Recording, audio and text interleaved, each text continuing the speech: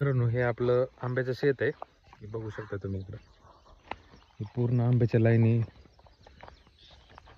दिसत असतील तुम्हाला. तर मध्ये आपण काय केलं यावर्षी, दरवर्षी आपण उडीद नाही तर सोयाबीन काहीतरी पेरत असतो मध्ये. तर मी यावर्षी थोडं चेंज केलेलं आहे.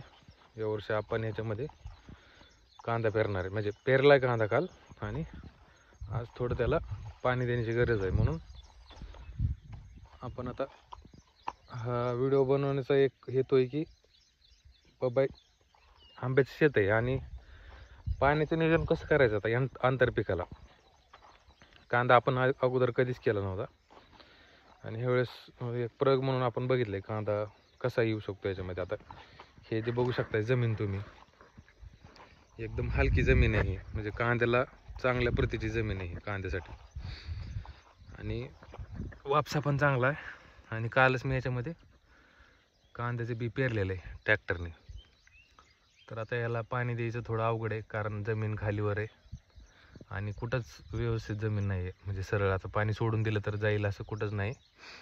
त्याच्यामुळे मी काय केलं आहे, यावर्षी मी असं एक असं पाईप टाकून, इथं सबमेन लाईन टाकून रेन पाईप टाकण्याचं ठरवलेलं आहे.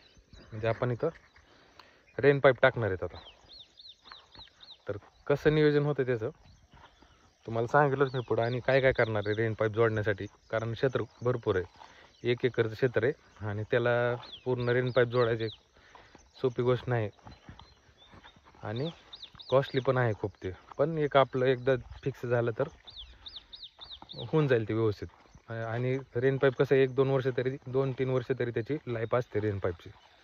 त्याच्यामुळं ते एक आपल्याला एकदा खर्च केला तरी 2-3 वर्ष आपल्याकडे टिकणार आहे रेन पाईप.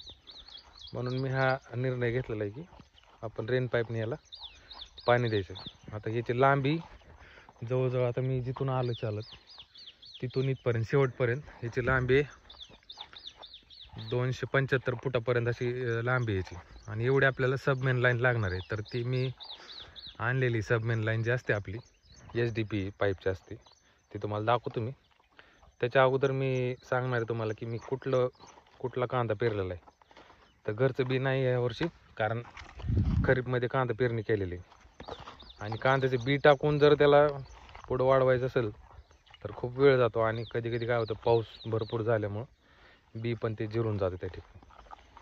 त्याच्यामुळं म्हटलं की खर्च कमी होईल आणि आपल्याला एक पेरल्यानंतर व्यवस्थित येईल कांदा या ठिकाणी, म्हणून कांदा पेरलेला आहे. हा माहिती आहे मला की आपण ज्यावेळेस बी टाकतो आणि रोपवाटिकेमध्ये तयार करतो कांद्याचं रोप, ते सोयीस्कर पडतं. पण मी यावर्षी नाही केला प्रयोग तो, कारण गेल्या वर्षी माझं पूर्ण बी 2 वेळेस जळून गेलो होतं असंच पावसामुळं. त्याच्यामुळे मी म्हटलं नको की आता यावर्षी आपण पेरून बघूया काय होतं. म्हणजे प्रयोग म्हणून केलेलं मी. तर माझ्याकडे हे ॲग्रोस्टारचं वाण होतं ह्याचं लाल ताज म्हणून आहे कांद्याचं बी. हे मी पेरलेलं आहे जमिनीमध्ये काल.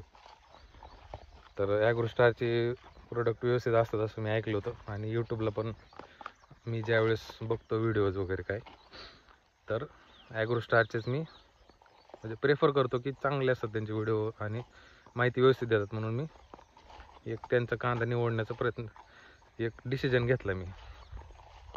तर मी काय करणार आहे, अगोदर हे जे 275 फूट आहे ते मी सबमेन लाईन टाकणार आहे अगोदर. म्हणजे आपल्याला आता अगोदर कसं होतं, PVC पाईप जोडून शेतकरी त्याला रेन पाईप जोडत होते, पण मी तसं नाही करणार. मी सबमेन लाईन टाकणार आहे आता त्याच्यामध्ये. तर मी तुम्हाला दाखवते काय करणार आहे नेमकं ते. तर मित्रांनो, अशा प्रकारची सबमेन लाईन असते. ही बघू शकता तुम्ही. हे जवळजवळ 200 फुटाचा बंडल येतो आपल्याकडं. म्हणजे खोलून आपण टाकू शकतो 200 फूट, आणि दुसरा एक बंडल आहे माझ्याकडे, त्याच्यामधून आपल्याला 75 फूट वगैरे मिळेल. तर हे कसे तुम्हाला दाखवतो मी. तर बघू शकता आता हा बंडल मला कितीला भेटला आहे ते मी तुम्हाला सांगेल थोडं व्हिडिओमध्ये. अशा प्रकारचा हा बंडल असतो. म्हणजे आपली ड्रीपची लाईन जी असते, ड्रीपची लाईन ही बघा, इथं ड्रीपची लाईन आहे, ह्याच प्रतीचा ही HDPE पाईप जो असतो सबमेन लाईन ही असते. म्हणजे त्याच्यामध्ये क्वालिटी चांगली असते की बाबा फुटत नाही, हे चांगल्या प्रतीचा आपल्याला मिळतो हे. कारण आपल्याला याच्यामधून लाईनी टाकायच्यात परत पुढं. मग हातऱ्या पाईप नाही आहे, हा हातऱ्या पाईप जो असतो, हातऱ्या पाईप वेगळा आणि हे वेगळे.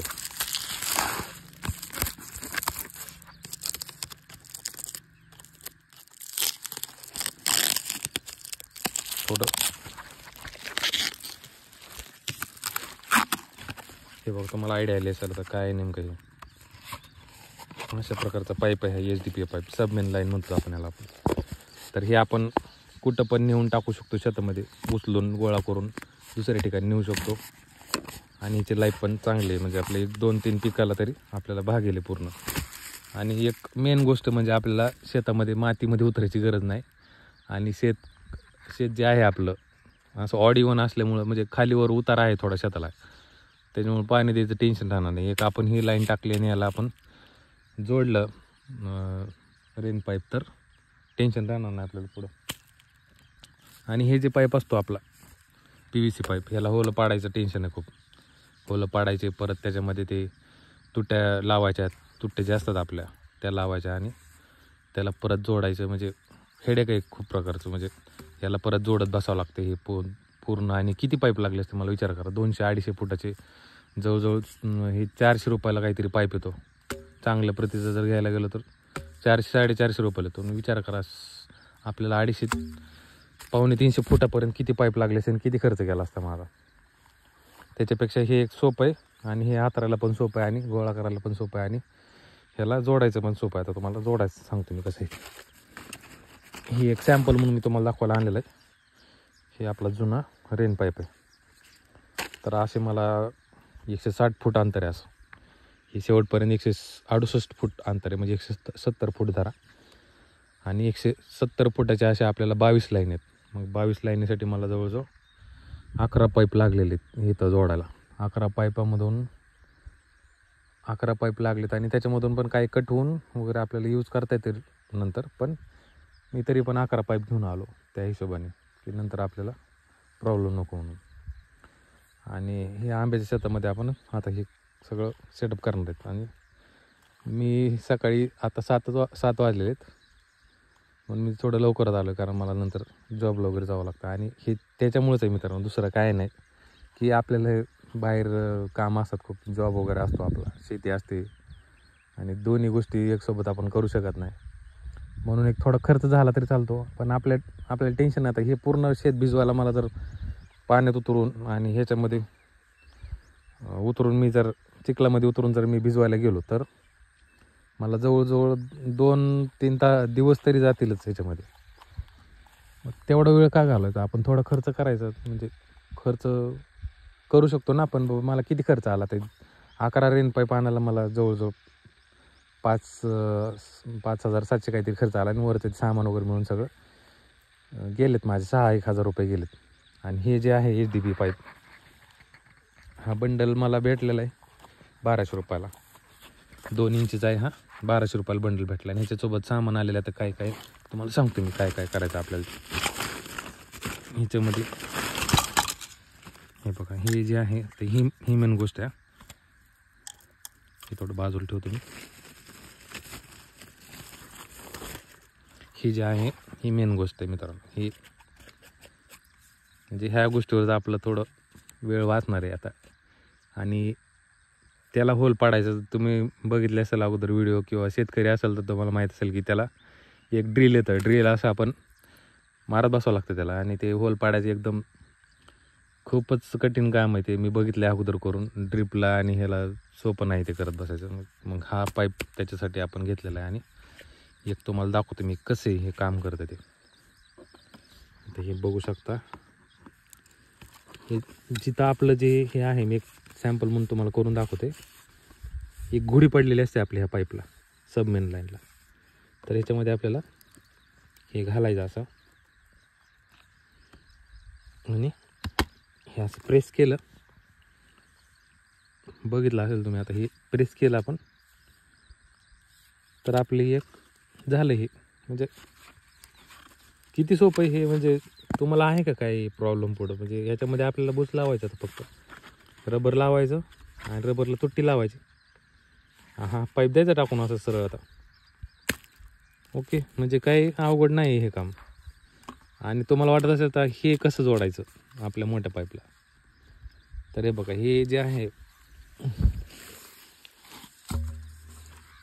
हे आपल्याला म्हणजे 2 इंच आहे ना हे, ह्याच्यामध्ये बसून टाकायचं आपल्याला. नंतर गरम करून थोडं आहे ना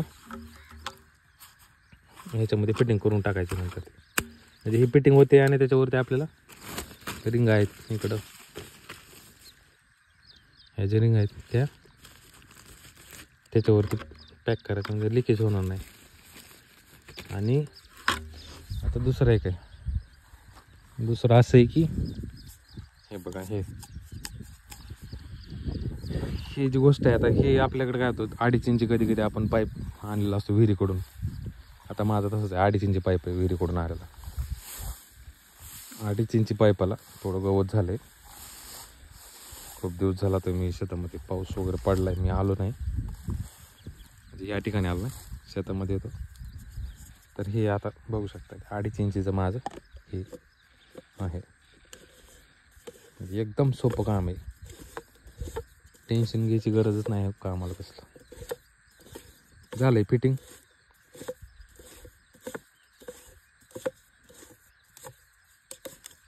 ओके, हे थोडं आणखीन फिरून ह्याला आपल्याला 2.5 इंची पाईप घ्यायचा परत या ठिकाणी. इथपर्यंत 2.5 इंची पाईप घ्यायचा आपण इथं, आणि या पाईपला 2.5 इंचीला हे लावायचं कोपरा. आपला कोपरा लावून थोडा आणखीन 2.5 इंची पाईप पुढे जोडायचं. म्हणजे ते सगळं सोल्युशन फिट करायचं आपल्याला. आणि पुढं हे जोडायचं. 2 इंची पाईप घ्यायचा. आता हा 2 इंची पाईप घेऊन हे त्याला जोडून टाकायचं. आणि तुम्हाला सांगितलं पुढची फिटिंग तशी तिकडे सेम. तुम्हाला मी फिटिंग केल्यानंतर व्हिडिओ दाखवेल, कारण आता व्हिडिओ काढायला कोण नाही सोबत, म्हणून मी एकटाच करतो आहे सगळे हे. आणि नंतर फिटिंग झाल्यानंतर तुम्हाला नक्कीच व्हिडिओ मी शेअर करणार आहे पूर्ण डिटेलमध्ये. आणि हे क्षेत्र आणि ह्याच्यामध्ये किती, आता माझी 5 HP सोलरची मोटर आहे, तर किती पाणी मारते त्याच्यावर पण डिपेंड आहे. मला किती लाईनी चालवावं लागतील एकसोबत. मला वाटते 4, 5, 6, 10 लाईनी चालल्या तरी मला सफिशियंट आहे. 10 आणि 10 मी एक दिवशी 10 लाईनी सोडू शकतो आणि दुसऱ्या दिवशी 10 लाईनी सोडू शकतो. आणि नवीन नवीन कांद्याला आता उगवून येणार आहे, त्यावेळेस आपल्याला एवढं काय पाणी द्यायची गरज नाही. म्हणजे अर्ध्या पाऊण तासात 2 तासात तरी माझं सगळं शेत भिजून होईल. हे नवीन नवीन कांदा आहे तोपर्यंत, नंतर वेळ लागणारच आहे त्याला, त्यावेळेस बघून घेईल. आणि थोडं ह्याच्यामध्ये गवत खूप होतं,